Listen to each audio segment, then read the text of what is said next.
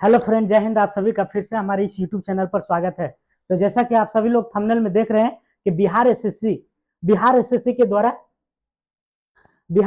के द्वारा ये जो आगामी एग्जाम आने वाला है उसको लेकर के मैं जीके जीएस का क्वेश्चन योद्धा सीरीज लेकर के आया हूं। ये आप सभी को एग्जाम के लिए काफी महत्वपूर्ण होगा। ये प्रैक्टिस सेट आज का हमारा 1 है। इसका जो भी हमारा पीडीएफ जो भी डिस्कशन होगा वो आपको बोर्ड पीडीएफ के माध्यम से टेलीग्राम चैनल पर मिल जाएगा। ये है हमारा टेलीग्राम चैनल का नाम, है ना, जीके जीएस डिस्कशन। यहाँ से आप पीडीएफ को प्राप्त कर सकते हैं। तो अगर पहले देखिएगा, अगर वीडियो अच्छा लगे तब लाइक और शेयर जरूर कीजिएगा।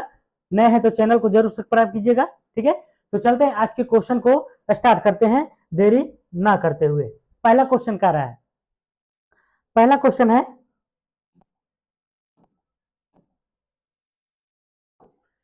पहला क्वेश्चन कह रहा है कि जैन संप्रदाय में प्रथम विभाजन के समय श्वेतांबर संप्रदाय के संस्थापक कौन थे? स्थूलभद्र, भद्रबाहु, कालकाचार्य, देवर्धि, क्षमा, श्रवण। तो इसका जो आंसर हो जाएगा, आपको आप लोग भी कमेंट करके बता सकते हैं कि इसका आंसर क्या होगा। तो इसका आंसर हो जाएगा, इस क्वेश्चन पूछ रहा है कि श्वेतांबर संप्रदाय के संस्थापक, सीधा सीधी है ना, जैन धर्म संबंधित है श्वेतांबर और दिगंबर से। तो श्वेतांबर धर्म के संस्थापक कौन थे? तो स्थूल भद्र थे। कौन थे? स्थूल भद्र थे। स्थूल भद्र थे। चलते हैं अब इसके बारे में कुछ जानकारी इकट्ठा करते हैं। आप लोग ध्यान से सुनिएगा। जैन धर्म, श्वेतांबर और दिगंबर की अगर देखे जाए, श्वेतांबर एंड दिगंबर, दिगंबर जैन धर्म से संबंधित है। जैन धर्म से संबंधित है। ठीक है, अब ये श्वेतांबर और दिगंबर, तो श्वेतांबर की अगर बात की जाए तो ये श्वेत वस्त्र पहनते थे। ये क्या पहनते थे? तो श्वेत वस्त्र पहनते थे। श्वेत वस्त्र। दिगंबर की अगर बात की जाए तो ये नग्न अवस्था में रहते थे। नग्न, नग्न अवस्था में। ठीक है, तो दोनों का जो है अलग अलग था वस्त्र। श्वेतांबर श्वेत वस्त्र, दिगंबर का तो वस्त्र नहीं था, नग्न अवस्था में, है ना। कैसे? तो नग्न। ये श्वेतांबर और दिगंबर आखिर आए कैसे जैन धर्म में? तो मौर्य काल में एक बहुत ही भयंकर अकाल पड़ा था, जिसमें भद्रबाहु, जिसमें क्या किए थे? भद्रबाहु जो है अपने जो है मगध मगध साम्राज्य को छोड़ करके, है ना, दिल्ली के सॉरी दक्षिण प्रांत में चले गए थे। कहाँ चले गए थे? दक्षिण प्रांत में। और जब अकाल पड़ा तो वह वापस आए थे। जब वापस आए तो यहाँ कौन थे? स्थूलभद्र थे। यहाँ स्थूलभद्र रह गए थे, जबकि भद्रबाहु क्या बोलते? दक्षिण प्रांत चले गए थे। तो जब आए तो दोनों में जो है आपसी मतभेद हुआ, और इसी मतभेद के कारण दो भागों में बट गया। एक था श्वेतांबर और दूसरा हो गया दिगंबर। श्वेतांबर श्वेत वस्त्र पहनता था, जबकि दिगंबर नग्न अवस्था में रहता था। ठीक है, अगला क्वेश्चन कह रहा है कि दारा सिकोह के पिता का नाम क्या है? दारा सिकोह के पिता का नाम शाहजहां, औरंगजेब, हुमायूं, जहांगीर। तो इसका जो आंसर हो जाएगा आपको शाहजहां हो जाएगा। क्या हो जाएगा? शाहजहां। क्या हो जाएगा? शाहजहां। चलते हैं इसका डिस्कशन के बारे में देखते हैं। शाहजहां की अगर बात की जाए तो शाहजहां के कुल 4 पुत्र था। शाहजहां के कितने पुत्र था? 4 पुत्र था। शाहजहां के 4 पुत्र थे। कितने पुत्र थे? 4 थे। पहला का नाम था दारा सिकोह, दारा सिकोह। दूसरा की अगर बात किया जाए तो शाहसुजा था, शाहसुजा था। तीसरा की अगर बात करें तो औरंगजेब था, औरंगजेब था। और चौथा की अगर बात किया जाए तो चौथा में कौन था? चौथा में था आपको मुराद, मुराद, है ना, मुराद। तो ये 4 पुत्र था। कौन कौन था? तो दारा सिकोह था, शाहसुजा था, औरंगजेब था, मुराद था। इसी चारों पुत्र में एक दारा सिकोह था, है ना, जो किसका बेटा था? शाहजहां का। बेटा तो सबका था, है ना, बेटा सब था किसका? शाहजहां का। उसी में से जो है दारा सिकोह से ये क्वेश्चन पूछा गया है। तो दारा सिकोह के बारे में और कुछ पॉइंट जानने की कोशिश करते हैं। तो दारा सिकोह की अगर बात की जाए तो इसे जो है पंजाब का सूबेदार बनाया गया था। दारा सिकोह का पंजाब का सूबेदार बनाया बनाया गया था, है ना, किसके द्वारा, तो शाहजहां के द्वारा, ऑफिशियली किसके द्वारा बनाया गया, शाहजहां के द्वारा। दारा सिकोह की अगर बात किया जाए, दारा सिकोह की अगर बात किया जाए तो ये जो है कादरी सिलसिला से संबंधित रखते थे, किस सिलसिला से, कादरी, है ना, कादरी सिलसिला से, सिलसिला से संबंध रखते थे, किसे रखते थे, कादरी सिलसिला से संबंधित रखते थे। अगर बात किया जाए इनके गुरु का, इनका गुरु का क्या नाम था, इनके गुरु की अगर बात किया जाए, इसके गुरु का नाम था आपको मुल्ला शाह बदखसा, मुल्ला शाह बदखसा, बदखसा था, है ना, तो ये इनका गुरु का नाम था। तो इतने सारे पॉइंट जो है आपको किससे संबंधित था, तो दारा सिकोह से। ठीक है, चलते हैं अब अगला क्वेश्चन की ओर। अगला क्वेश्चन कह रहा है चेचक, चेचक किस वायरस के कारण होता है, तो चेचक किसके कारण होता है, West Nile, varicella, herpes simplex, rhino virus, तो किसके कारण होता है ये बताना है। तो इस वायरस का नाम बताना है कि किस वायरस के कारण जो है चेचक होता है। तो इसका जो आंसर हो जाएगा आपको वेरिसेला नामक वायरस है, किसे, वेरिसेला नामक वायरस के कारण चेचक रोग होता है। कुछ और जानकारी लेते हैं इस चेचक या वायरस के बारे में। सबसे पहले अगर बात किया जाए वायरस की खोज की, वायरस की खोज किसने किया था, की खोज, है ना, तो वायरस कहिए या विषाणु कहिए एक ही बात है। तो वायरस की खोज जो है इवान विस्की ने किया था, इवान विस्की ने, इवान विस्की ने किया था। ठीक है, वायरस की खोज किसने किया था, तो इवान, इवान विस्की ने किया था। अगला पॉइंट की अगर बात किया जाए तो चेचक, चेचक एक क्या है, तो वायरल जनित रोग है। और भी वायरल जनित रोग है, जैसे कि अगर बात किया जाए तो डेंगू ज्वर हो जाएगा, है ना, डेंगू ज्वर हो जाएगा, डेंगू ज्वर, ज्वर मतलब बुखार, छोटी माता हो जाएगा, छोटी माता हो जाएगा, इन्फ्लुएंजा हो जाएगा, इन्फ्लुएंजा हो जाएगा। और अगर बात किया जाए इन्फ्लुएंजा हो जाएगा, खसरा हो जाएगा, बर्ड फ्लू हो जाएगा, खसरा हो जाएगा, बर्ड फ्लू हो जाएगा, है ना। तो ये सभी जो है बीमारियां जितने हमने लिखे हैं ये जो है वायरस से होती है, किससे होती है, तो वायरस से होती है। ठीक है, तो ये सभी जो है आपको पीडीएफ में मिल जाएगा, आप उसे आसानी से री वॉच कर सकते हैं। अगला क्वेश्चन, अगला है 4 नंबर क्वेश्चन, कह रहा निम्नलिखित में से यांत्रिक तरंगे कौन है, निम्नलिखित में से यांत्रिक तरंगे कौन है, ध्वनि तरंगे, सूक्ष्म तरंगे, रेडियो तरंगे, एक्स किरण। तो इसका जो आंसर हो जाएगा आपको कि यांत्रिक तरंगे कौन है, तो ध्वनि तरंगे एक क्या है, यांत्रिक तरंग है। ध्वनि तरंग क्या है, तो एक यांत्रिक तरंगे है। ठीक है, इसके बारे में थोड़ा सा जानते हैं, यांत्रिक तरंग, है ना। तो यांत्रिक तरंग की अगर बात की जाए तो यांत्रिक तरंगे जो है, यांत्रिक तरंगे दो भागों में बांटा गया है। पहला भाग की अगर बात किया जाए, पहला भाग की अगर बात किया जाए तो पहला है यांत्रिक तरंगे, सॉरी, हाँ पहला क्या है, यांत्रिक तरंगे, तरंगे दो प्रकार के, है ना, तरंगे कितने प्रकार के, तो दो प्रकार के, तरंगे कितने प्रकार के, तो दो प्रकार के होते हैं। पहला है यांत्रिक तरंगे, यांत्रिक तरंग, और दूसरा की अगर बात किया जाए, दूसरा की अगर बात किया जाए तो विद्युत चुंबकीय तरंग है। कौन है, विद्युत चुंबकीय तरंग है, विद्युत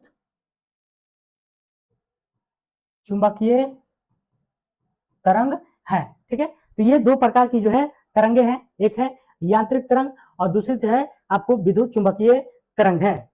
ठीक है, यांत्रिक तरंग किसको कहते हैं, तो कह रहा वे तरंग जो किसी पदार्थ के माध्यम से संचारित होती है उसे यांत्रिक तरंगे कहते हैं। कह रहा वैसा तरंग जो किसी पदार्थ के माध्यम से संचारित होती है, मतलब चलती है, उसे क्या कहते हैं, यांत्रिक तरंगे कहते हैं। क्या कहलाता है, यांत्रिक तरंगे। अब यांत्रिक तरंगे की बात किया जाए तो इसको भी 3 पार्ट में बांटा गया है ना, कितने पार्टों में, तो 3 पार्टों में बांटा गया है। पहला अगर देखा जाए तो अनुप्रस्थ तरंगे हो जाएगी, क्या हो जाएगी, अनुप्रस्थ तरंगे, अनुप्रस्थ तरंग हो जाएगी। दूसरा अगर देखा जाए तो अनुदैर्ध्य तरंग हो जाएगी, अनुदैर्घ्य तरंग हो जाएगी, अनुदैर्घ्य तरंगे हो जाएगी। और तीसरा की अगर बात किया जाए तो सतही तरंगे हो जाएगी। क्या हो जाएगी? सतही तरंगे, सतही तरंगे हो जाएगी। ठीक है, तो ये तीन प्रकार के जो है तरंग है, यांत्रिक तरंग, ठीक है, और विद्युत चुंबकीय तरंग है। जैसे वायु में उत्पन्न तरंगे, भूकंप में एल और पी प्रकार की जो तरंगे होती है, स्प्रिंग के उत्पन्न तरंगे, ये सब क्या है? अनुदैर्घ्य तरंग है। अनुदैर्घ्य तरंग की अगर उदाहरण की बात किया जाए, उदाहरण की बात किया जाए, है ना, तो उदाहरण में क्या हो जाएगा? जैसे वायु में उत्पन्न तरंग, वायु में उत्पन्न तरंग, उत्पन्न तरंग, कौमा, भूकंप में जो एल और पी प्रकार की तरंग होती है, भूकंप में एल एंड पी प्रकार की तरंगे, प्रकार की तरंगे, है ना, ये सब किसका उदाहरण है? अनुदैर्घ्य तरंग की। स्प्रिंग में उत्पन्न तरंगे, है ना, स्प्रिंग में जो तरंग होती है वो भी जो है किसका है? तो अनुदैर्घ्य तरंग का उदाहरण है। किसका है? अनुदैर्घ्य तरंग का उदाहरण है।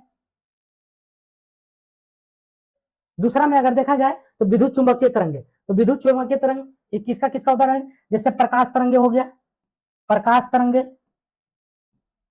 प्रकाश तरंगे, प्रकाश तरंगे हो जाएगा, रेडियो तरंगे हो जाएगी, है ना, रेडियो तरंगे हो जाएगी,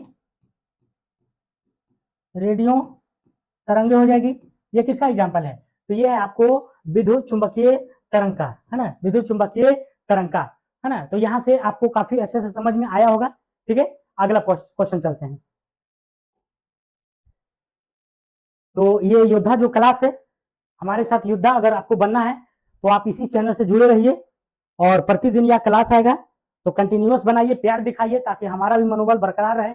अगला क्वेश्चन, रक्तचाप तथा श्वसन गति का नियंत्रण किसके द्वारा होता है? रक्तचाप, ब्लड प्रेशर जिसको कहते हैं, श्वसन गति का कंट्रोल किसके द्वारा होता है? सेरिबलम, सेरिब्रम, मेडुला ऑब्लिगेंटा, पॉन्स वेरिलाई द्वारा, है ना। तो किसके द्वारा होता है? ये जो है आपको रक्तचाप तथा श्वसन गति, ये जो होता है कंट्रोल, ये किसके द्वारा होता है? तो ये होता है आपको मेडुला ऑब्लिगेंटा के द्वारा। किसके द्वारा? मेडुला ऑब्लिगेंटा के द्वारा। किसके द्वारा होता है? मेडुला ऑब्लिगेंटा के द्वारा। मेडुला ऑब्लिगेंटा की अगर बात किया जाए तो इसका आकार जो होता है, इसका आकार क्या होता है? इसका आकार, इसका आकार जो होता है बेलनाकार होता है। इसका आकार कैसा होता है? बेलनाकार होता है। कैसा होता है? बेलनाकार होता है। इसका और भी काम है ना, इसका और भी काम है, बताते हैं।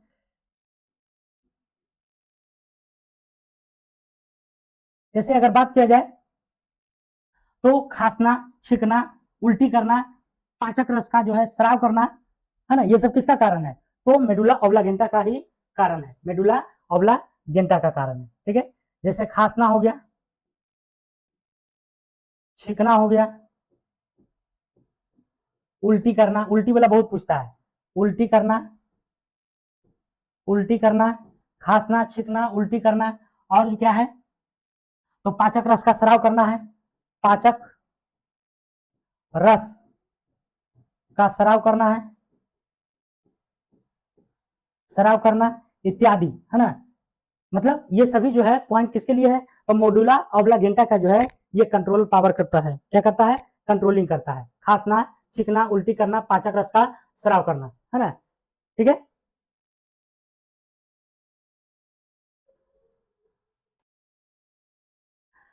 ऑप्शन में है फिर सेरिबलम। तो सेरिबलम का एक उपनाम है, सेरिबलम का क्या है? एक उपनाम है। इसको क्या कहते हैं? मेटेन सेफ्लॉन कहते हैं। क्या कहलाता है ये? मेटेन, मेटन सेफ्लॉन, सेफ्लॉन कहा जाता है, कहा जाता है।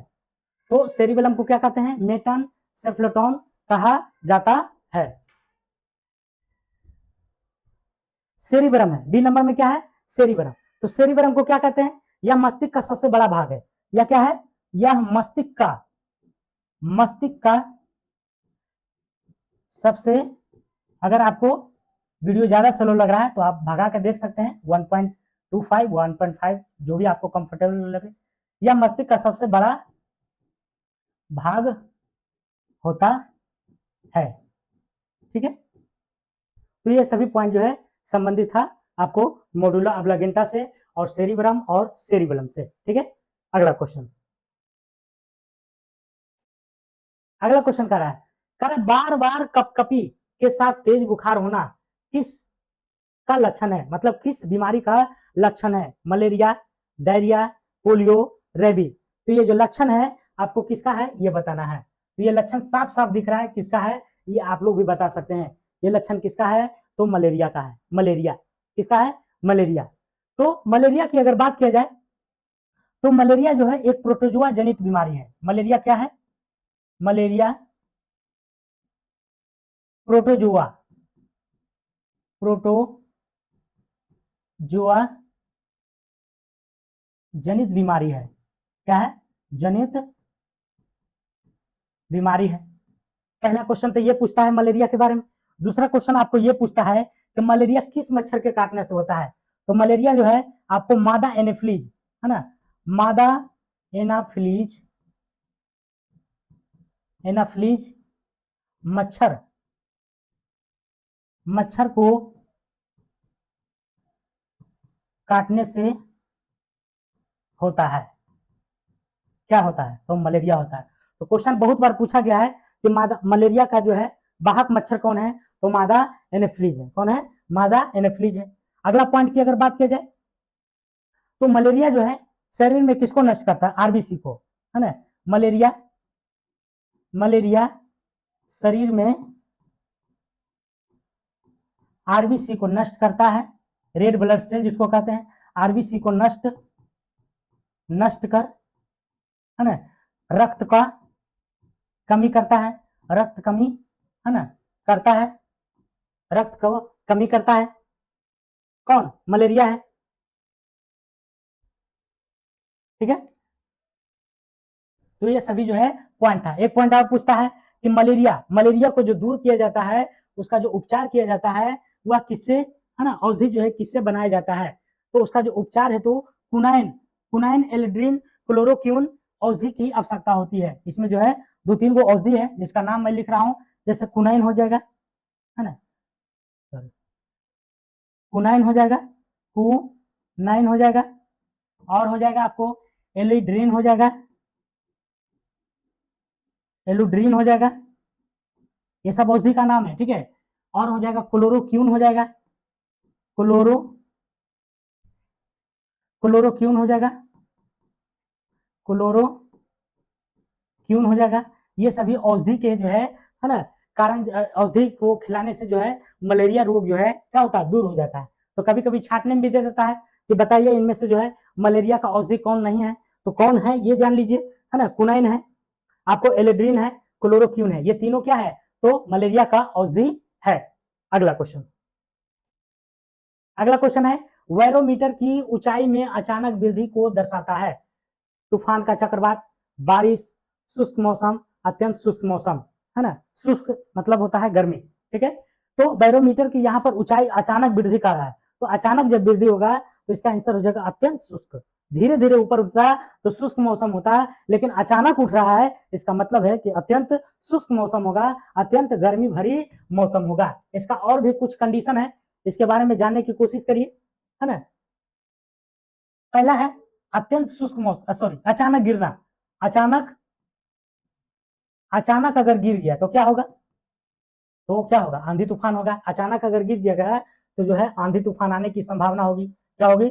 आंधी तूफान, आंधी तूफान, चक्रवात, है ना, चक्रवात की संभावना होगी,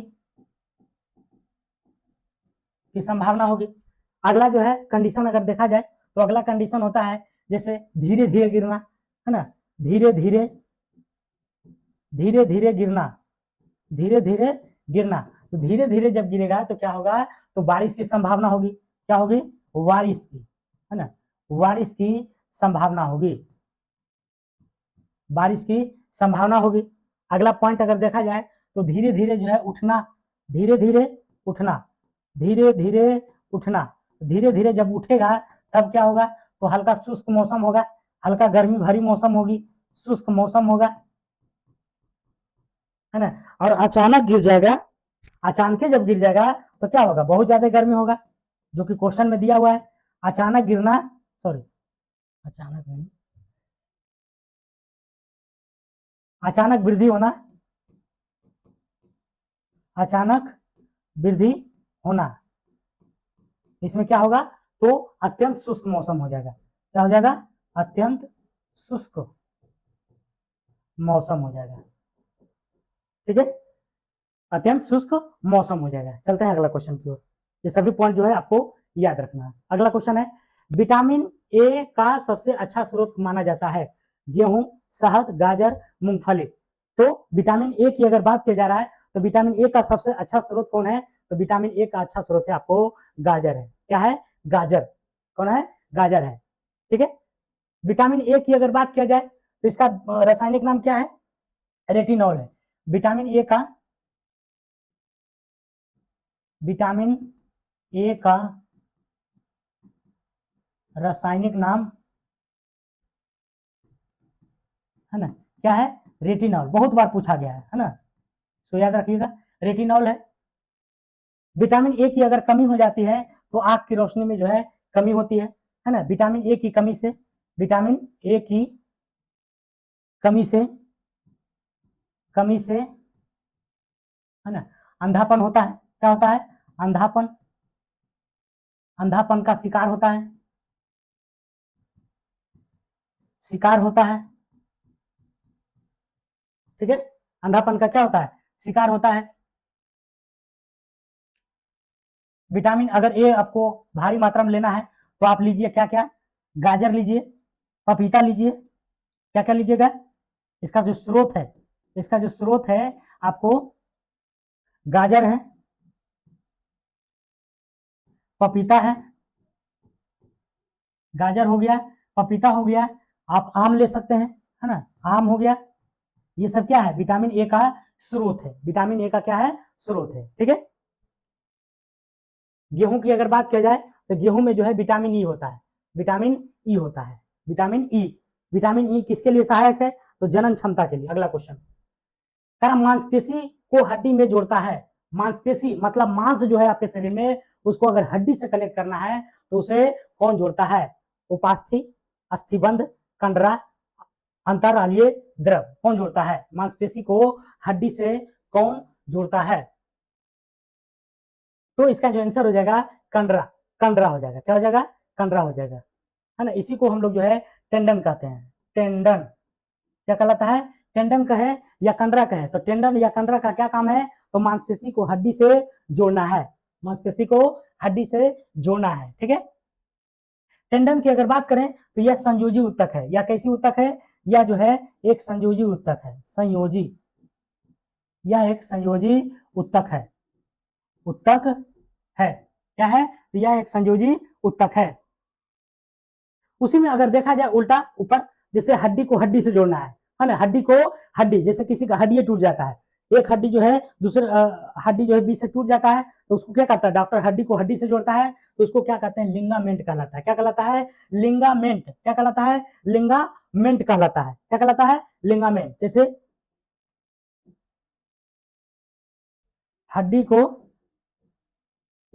हड्डी को हड्डी से, हड्डी से क्या कहलाएगा, लिंगामेंट, लिंगामेंट,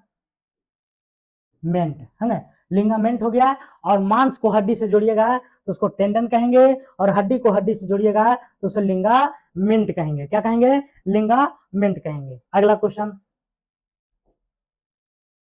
करा मांसपेशी को, ये तो हो गया, नेक्स्ट क्वेश्चन,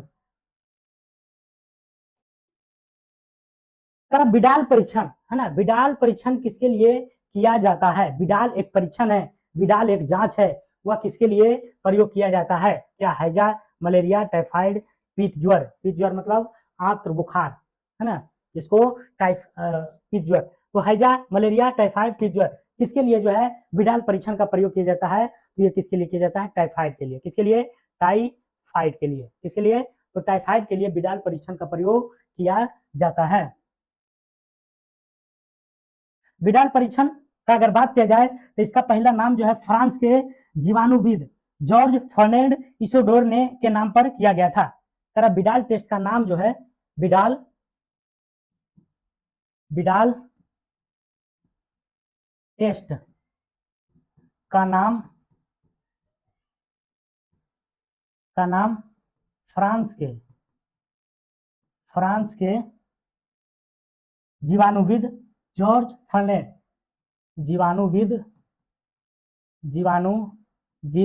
जीवाणुविद यहाँ जीवाणु से समझ लीजिएगा, मतलब टाइफाइड जो होता है वह किसके द्वारा होता है? जीवाणु के द्वारा। जीवाणुविद फर्नेंड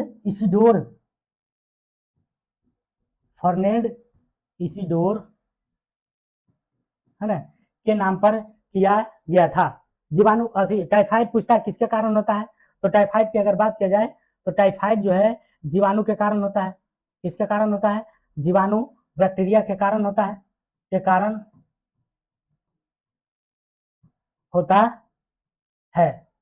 होता है, तो जीवाणु के कारण टाइफाइड होता है। ठीक है, अगला क्वेश्चन। मलेरिया अभी बताए थे, मलेरिया किसके कारण होता है? तो मलेरिया जो है मादा एनोफिलीज मच्छर को काटने से होता है ना। इसका जो वायरस का मलेरिया प्रोटोजुआ के कारण होता है। किसके कारण होता है? मलेरिया प्रोटोजुआ के कारण होता है। प्रोटोजुआ और उस प्रोटोजुआ का नाम क्या है? प्लाज्मोडियम नामक जो है ना, प्लाज्मोडियम नामक जो है प्रोटोजुआ के कारण क्या होता है? मलेरिया होता है। हैजा की अगर बात किया जाए तो हैजा भी जो है क्या, हैजा जो है खराब जल, दूषित जल पीने से होता है ना, दूषित जल पीने से होता है। अगला क्वेश्चन। पेंडुलम घड़ी की समय अवधि होती है, पेंडुलम घड़ी की समय अवधि कितनी होती है? 1 सेकेंड, 2 सेकेंड, 1 मिनट, 1 घंटा। इसका आसानी से आप लोग उत्तर दे सकते हैं कि पेंडुलम घड़ी की समय अवधि कितनी होती है। तो इसका आंसर हो जाएगा 2 सेकेंड, है ना। मान के चलिए ये पेंडुलम घड़ी है, इसका यहाँ पर जो है ये जो है टिक टिक टिक टिक, ये जो है इधर आता है फिर इधर जाता है, तो 1 सेकेंड इधर आने में लगता है और 1 सेकेंड इधर, तो 1 सेकेंड 1 सेकेंड कितना हो गया? टोटल 2 सेकेंड का समय लगता है। कितना सेकेंड का समय लगता है? तो 2 सेकेंड का समय लगता है। तो वही पूछ रहा था कि पेंडुलम घड़ी की समय अवधि कितनी है, तो 2 सेकेंड। कितनी है? 2 सेकेंड होता है। आने में 1 सेकेंड और जाने में 1 सेकेंड, लगा बराबर समय 2 सेकेंड। ठीक है, अगला क्वेश्चन। हमारे शरीर के तापमान को नियंत्रित करने के लिए सबसे अधिक सक्रिय रूप कार्य करता है? त्वचा करता है, दिल करता है, फेफड़ा, पेट, कौन करता है? तो इसका जो उत्तर हो जाएगा आपको त्वचा हो जाएगा। क्या हो जाएगा? त्वचा। हमारे शरीर के जो तापमान को कंट्रोल करता है, कौन करता है? त्वचा। जैसे देखते हैं ज्यादा गर्मी होता है तब पसीना निकलता है त्वचा से, तो क्या है? एक तरह से कंट्रोल कर रहा है, तब ने उसको जो है फिल्टरिंग कर रहा है, मतलब शरीर के एक्स्ट्रा पानी को क्या कर रहा है? बाहर निकाल रहा है, ताकि शरीर के जो टेम्परेचर है वो क्या रहे? बना रहे, है ना। तो कौन करता है? त्वचा करता है। कौन करता है? त्वचा। त्वचा की अगर बात किया जाए तो त्वचा का रंग पूछता है ना। त्वचा का रंग जो है किस पर डिपेंड करता है? त्वचा का रंग, यहाँ त्वचा थोड़ा सा भी, त्वचा त्वचा का रंग जो है किस पर डिपेंड करता है, ये पूछा जाता है। तो मेलानिन की उपस्थिति पर, है ना। त्वचा का रंग जो है मेलानिन की उपस्थिति पर डिपेंड करता है। डिपेंड यानी निर्भर करता है ना, इस पर करता है। तो त्वचा का रंग जो है मेलानिन की उपस्थिति पर डिपेंड करता है। मेलानिन अगर आपके अधिक है तो करिया हो जाइएगा, और मेलानिन अगर कम है तो गोरा हो जाएगा। मेलानिन की अधिकता के कारण लिख देते हैं, मेलानिन की अधिकता से रंग काला, है ना, रंग काला हो जाएगा। और मेलानिन की कमी से, है ना, कमी से क्या हो जाएगी? रंग गोरा हो जाएगा, रंग गोरा हो जाएगा। ठीक है, ये काफी अच्छा पॉइंट था, याद करिएगा। किसकी कमी से होता है? तो गोरा या काला रंग जो है किसकी जो है उपस्थिति के कारण होता है? तो ये होता है आपको मेलानिन की उपस्थिति के कारण आदमी का रंग गोरा और काला उस पर डिपेंड करता है। अगला क्वेश्चन, अगला है प्रकाश वर्ष इकाई है, मतलब प्रकाश वर्ष किसकी इकाई है? समय की, गति की, दूरी की, प्रकाश की तीव्रता की। तो प्रकाश वर्ष किसकी इकाई है अगर बात किया जाए तो प्रकाश वर्ष जो है, ये तो बहुत अच्छा क्वेश्चन है और हल्का भी है। ये जो है दूरी का है, किसका है? दूरी का इकाई है। प्रकाश वर्ष किसकी इकाई है? तो दूरी का। प्रकाश वर्ष किसकी इकाई है? दूरी का। प्रकाश वर्ष आखिर कहते किसको है? तो एक प्रकाश वर्ष जो है एक वर्ष में तय कर लेता है, जो मतलब एक प्रकाश वर्ष एक निर्वात सॉरी प्रकाश वर्ष जो एक प्रकाश वर्ष निर्वात वर्ष में पूरा कर लेता है, उसको क्या कहते हैं? एक प्रकाश वर्ष कहलाता है। क्या कहलाता है? एक प्रकाश वर्ष कहलाता है। एक प्रकाश वर्ष बराबर होता है, एक प्रकाश वर्ष बराबर, एक प्रकाश वर्ष बराबर 9.46 गुने 10 पर पावर 12 किलोमीटर। 9.46 गुने 10 पर पावर 12 किलोमीटर। अगर इसको मीटर में पूछे तो मीटर में कुछ नहीं, 3 को जीरो ऊपर बढ़ा देना है, मतलब 9.46 गुने 10 पर 15 मीटर हो जाएगा। क्या हो जाएगा? मीटर हो जाएगा। तो प्रकाश वर्ष किसकी इकाई है? दूरी का। एक प्रकाश वर्ष बराबर कितनी होती है? तो 9.46 गुने 212 किलोमीटर। मीटर में अगर पूछे तो 3 को शून्य घटा दीजिएगा, तो 10 पर सॉरी बढ़ा दीजिएगा, 10 पर 15 मीटर होता है। क्योंकि किलोमीटर को मीटर में बदलने के लिए है ना 1000 से क्या करना पड़ता है? गुना करना पड़ता है। इसलिए जो है 12 से क्या हो गया? 15 हो गया।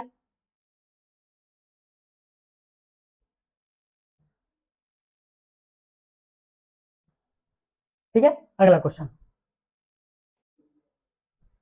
कारण निम्नलिखित में से कौन सा अदिश राशि है? तो अदिश राशि की आप लोग परिभाषा जानते होंगे, है ना, कि जिसका दिशा और परिमाण होता है वो सदिश कहलाता है, और जिसका जो है परिमाण नहीं होता है वह अदिश कहलाता है।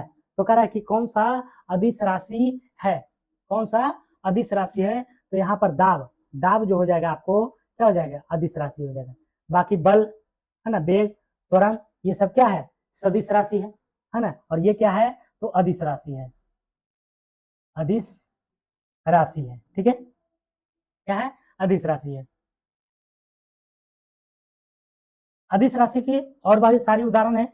अदिश राशि की अगर बात किया जाए तो अदिश राशि, अदिश राशि, है ना, अदिश राशि, है ना, वैसे राशि को कहते हैं जिसका सिर्फ और सिर्फ परिमाण होता है, ना कि दिशा होता है, उसे क्या कहते हैं? अदिश राशि कहलाता है।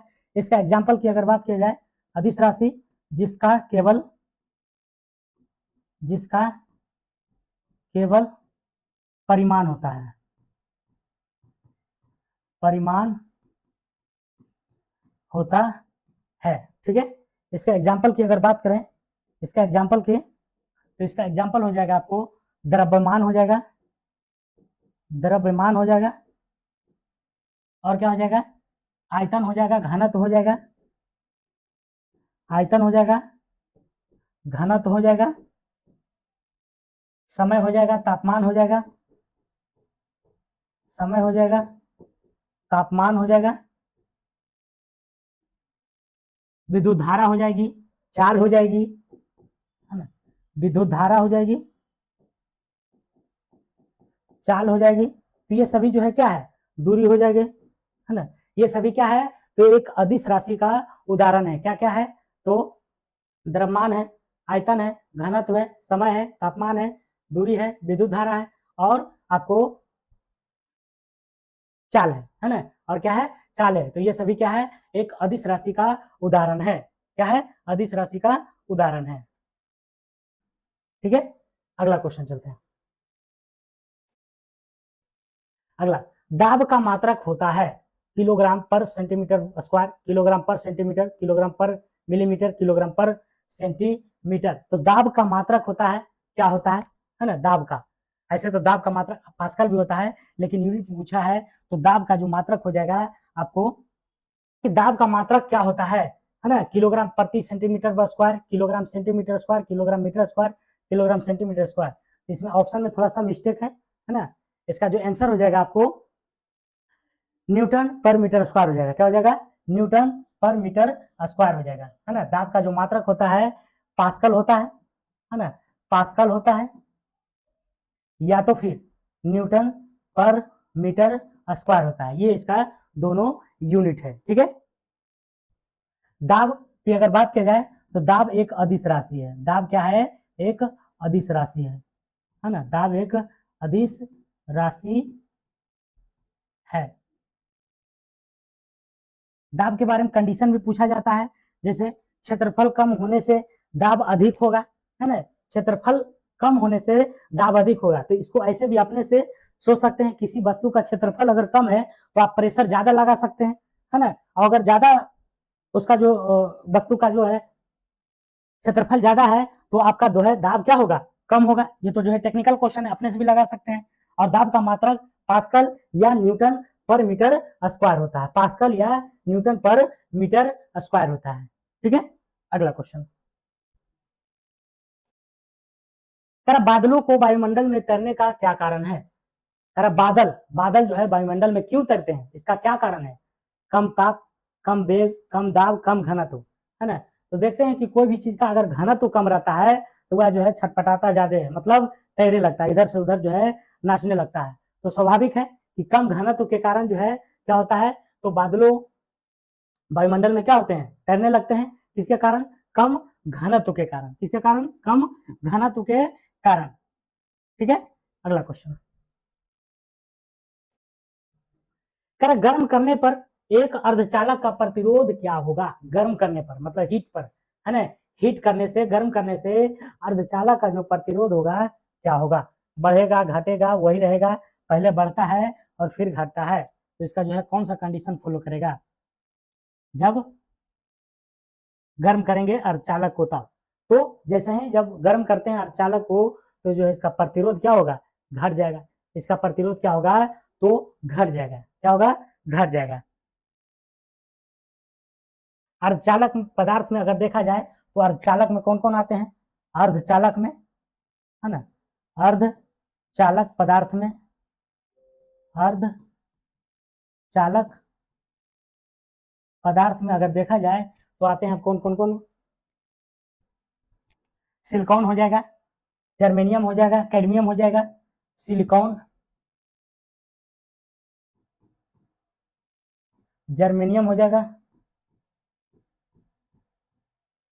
सिलिकॉन हो जाएगा, जर्मेनियम हो जाएगा, आपको कैडमियम हो जाएगा, है ना। क्या हो जाएगा? कैडमियम हो जाएगा। तो ये तीनों क्या है? अर्धचालक पदार्थ है ना। इसको आप अगर आप गर्म कीजिएगा, है ना, तो इसका जो है प्रतिरोध क्या होगा?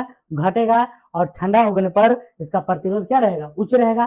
तो गर्म करने पर घटेगा, जबकि ठंडा होने पर बढ़ेगा, ठीक है। प्रतिरोध शब्द आया है यहाँ पर, तो प्रतिरोध का ऐसा ही मात्रक होता है ओम। क्या होता है? ओम होता है। प्रतिरोध का ऐसा ही का मात्रक क्या होता है? ओम होता है। क्या होता है? ओम होता है। अगला क्वेश्चन चलते हैं। पपीता में पीला रंग का क्या कारण है? पपीता में पीला रंग का क्या कारण है? एंथोनिन, लाइकोपिन, कैरोटीन, है ना, कैरिकाजेंथिन। तो किसके कारण जो है पपीता का रंग पीला होता है, ये बताना है। तो इसका जो आंसर हो जाएगा कैरिकाजेंथिन। क्या हो जाएगा? कैरिकाजेंथिन हो जाएगा। कैरिकाजेंथिन, है ना, ये आंसर हो जाएगा आपका। कैरिकाजेंथिन के कारण जो है पपीता का रंग पीला होता है, ठीक है। और एक पूछता है जैसे गाजर का रंग, है ना, तो गाजर का रंग जो है कैरोटीन के कारण, गाजर का रंग, गाजर का रंग हो जाएगा आपको कैरोटीन के कारण होता है। लाइकोपिन की बात करें तो ये टमाटर का रंग होता है। टमाटर का रंग होता है, टमाटर का रंग होता है लाइकोपिन के कारण, है ना। अगला क्वेश्चन,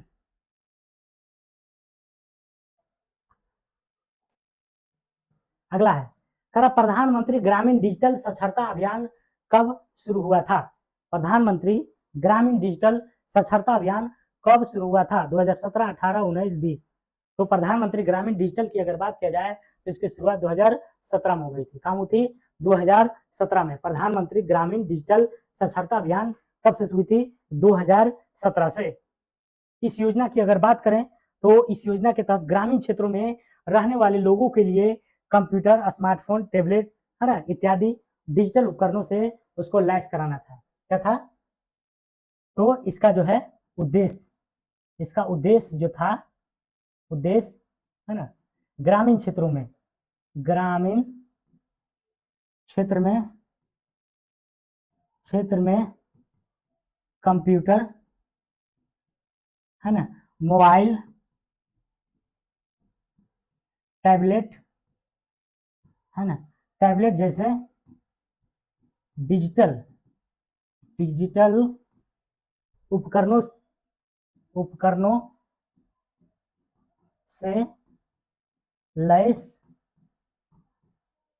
कराना था। इसका क्या था, तो इसका मुख्य उद्देश्य था। ठीक है, मतलब मुख्य रूप से अगर कहा जाए तो ग्रामीण क्षेत्रों को जो भी परिवार है उसको डिजिटल है ना बनाना।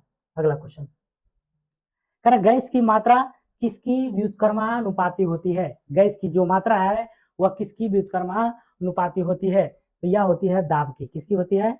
दाब की। गैस का जो व्युत्क्रमानुपाती किसका होता है? तो दाब का। किसका होता है? दाब का। अर्थात गैस की मात्रा बराबर होता है ना, गैस की मात्रा बराबर, गैस की मात्रा बराबर होता है 1/P। 1/P होता है। ठीक है, 1/P। P से क्या होता है? तो प्रेशर होता है। P से प्रेशर, P से प्रेशर हो जाएगा 1/P, यानी गैस की मात्रा बराबर होता है ना, किसका व्युत्क्रमानुपाती होता है? तो प्रेशर का व्युत्क्रमानुपाती होता है गैस की मात्रा, अर्थात 1/P। P का मतलब होता है प्रेशर अर्थात दाब होता है। अगला क्वेश्चन, भारतीय संसद ने किस वर्ष नागरिकता विधेयक पारित किया? है ना, किस वर्ष? नागरिकता विधेयक के बारे में आप लोग सब रूबरू होंगे कि कितना इसमें हंगामा हुआ था। उसके बाद ही जो है कोरोना आया था। कोरोना आने के बाद जो है इसका मामला क्या हुआ था? थम गया था। तो कह रहा भारतीय संसद ने किस वर्ष नागरिकता विधेयक पारित किया था? पारित पूछ रहा है, तो किस वर्ष जो है पारित किया गया था? तो ये पारित जो हुआ था आपको 2019 में। कब हुआ था? 2019 में नागरिकता संशोधन अधिनियम 2019 पारित हुआ था। ये जो अधिनियम था है ना, ये जो 2019 का अधिनियम था, ये 1955 के संशोधन करने के लिए लाया गया था। 1955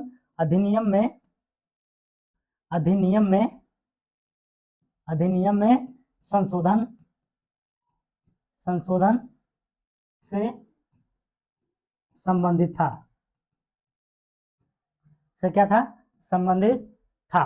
तो 1955 अधिनियम में संशोधन से संबंधित था ये 2019 का है ना नागरिकता संशोधन बिल।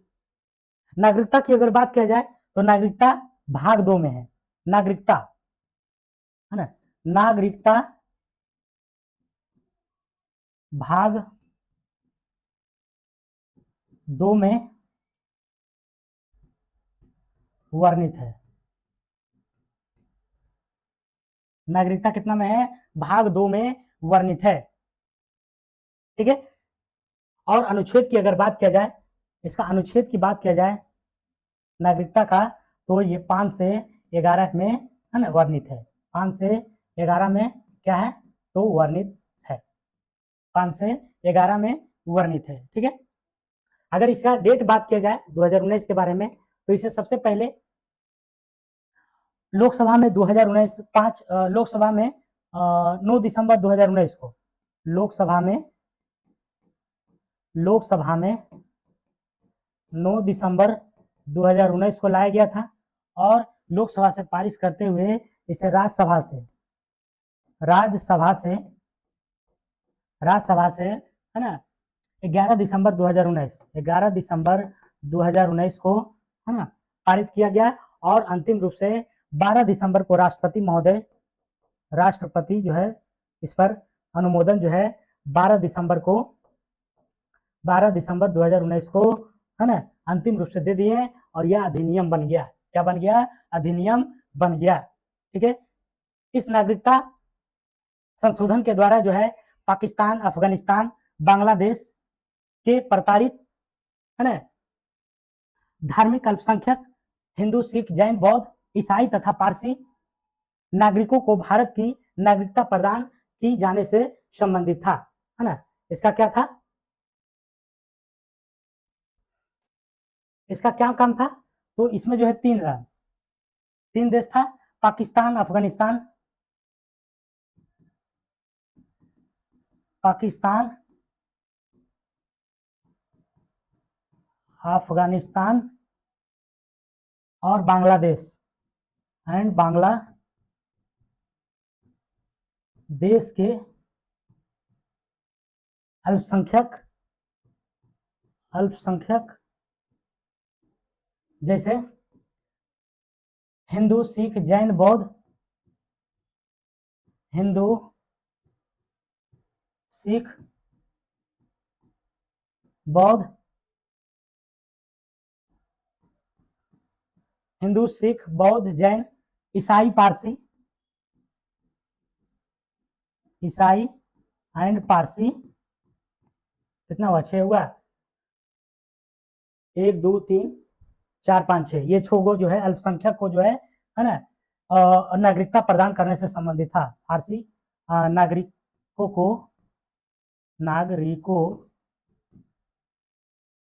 को नागरिकता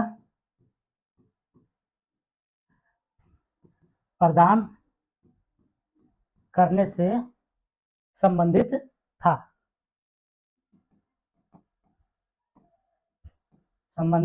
था, ठीक है। तो उम्मीद करते हैं कि आप लोगों को समझ में आया होगा, है ना।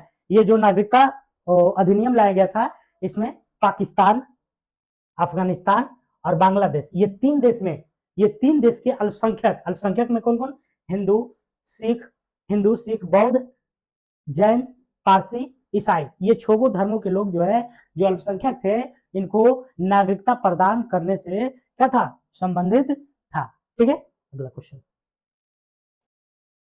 अगला है, जैन धर्म का प्रवर्तक ऋषभ देव का उल्लेख कहाँ मिलता है। जैन धर्म के जो प्रवर्तक थे ऋषभ देव, तो जैन धर्म के प्रवर्तक कौन है, ऋषभ देव है।